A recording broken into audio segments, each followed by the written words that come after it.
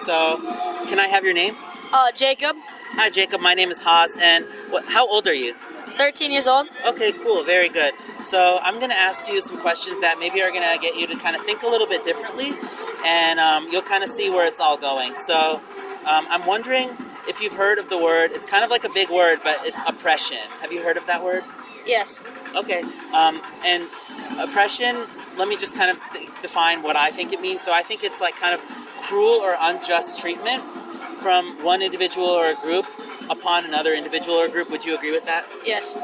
Great. And can you think of an example throughout history of oppression?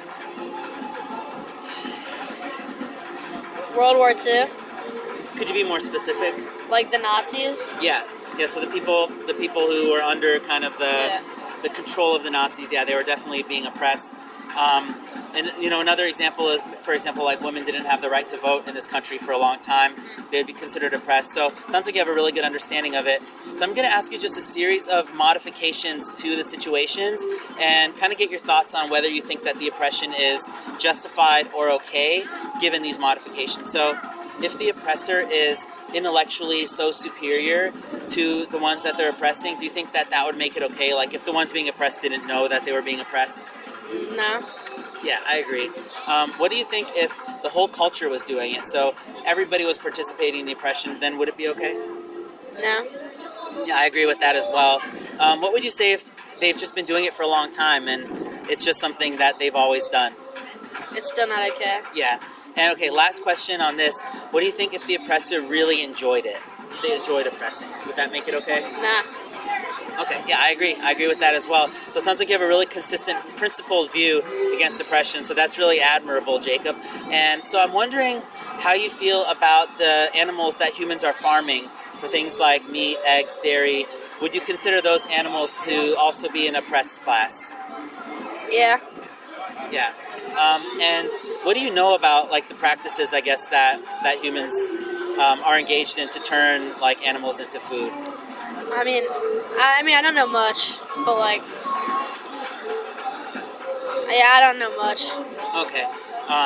Do you think that those animals are willing participants in that system? No. Yeah, they're not.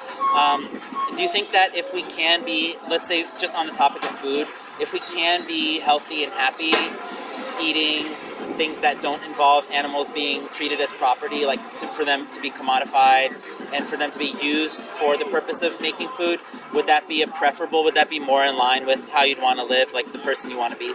I mean, yes, but like, I feel like animals are a part of like a good diet, and like, how would an animal say yes? Like, you don't know if they're saying yes. You don't know if they're unhappy. Like, how would they say yes?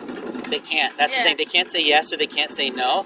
But we do know that if you try to hurt an animal, they'll run, fly, swim, jump, crawl, slither away. Yeah. So I think that we should apply the precautionary principle in any of those instances and just assume that they don't want to be hurt. Would you agree? Yeah. Cool. I'm going to give your parents some information just about adopting a plant-based diet, and then they can share that with you if they're willing to. All right. How's that sound? Thank you. All right, awesome.